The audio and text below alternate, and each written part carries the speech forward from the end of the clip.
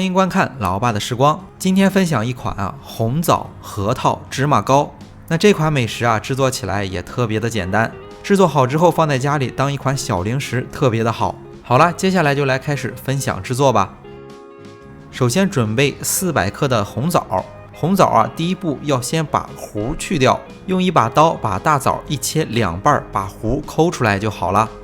去完核的大枣我们需要把它给煮熟或者是蒸熟，没有什么难度。趁着煮大枣的时候来准备核桃仁儿。取过来适量的核桃，最好是这种原味的核桃。我们需要剥出来大概200克的核桃仁儿。这种原味的核桃炒熟了之后特别的香，而且和大枣的这个香味不冲突。准备好200克的核桃仁之后再取过来80克的黑芝麻。接下来要把这2种材料放在炒锅里炒熟，或者是烤箱里烤熟。我们需要提前准备的材料就准备好了，接下来只需要准备大枣煮好就可以了。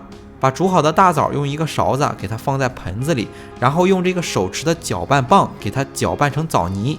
不过我们要注意一点，在煮大枣的时候不需要放太多的水，差不多就是大枣煮好，锅中也没有剩余太多的水分就好了。这个枣泥打好之后想让这个枣泥吃上去更细腻一些，可以用筛子过筛一下，但是自己在家里做可以不必要这么麻烦。枣泥准备好之后，把核桃检查一下，看看有没有特别大块，然后给它掰碎。然后起锅用中火加热锅，最好选择一个不粘锅。这样我们把准备好的枣泥倒进去，然后在枣泥中加入50克的食用油，最好选择味道小一点的油，比如说玉米油。然后我们就要不断翻炒这个枣泥。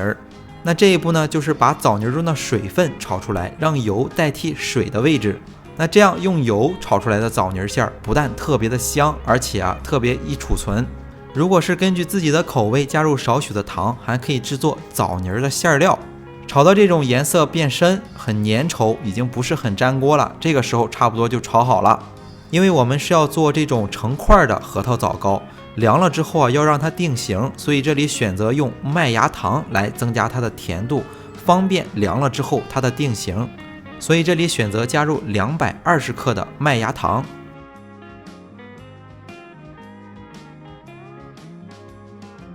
待麦芽糖融化之后，它的状态已经又变得非常稀了，然后需要再继续炒，就是要炒制到这种状态，也不沾铲子，也不沾锅，很柔软。你给它摆成什么样的形状，基本上就定在那里，缓缓的在动。那这个时候就炒好了。炒制到这种状态之后，记得关火，然后把核桃和黑芝麻全部加入进去。那最后的最后，把材料全部炒制均匀就 OK 了。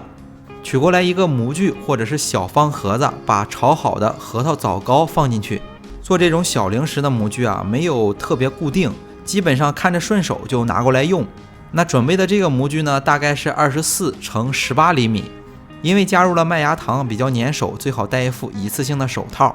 把这个核桃枣糕放在这个模具当中。如果想让它做出来更平整更好看，用一个刮刀给它辅助找平一下。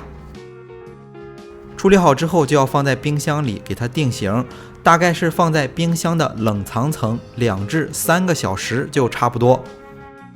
好了，成型之后就可以切成小块，可以用放小饼干的袋子一块一块的装起来，放在冰箱里冷藏起来。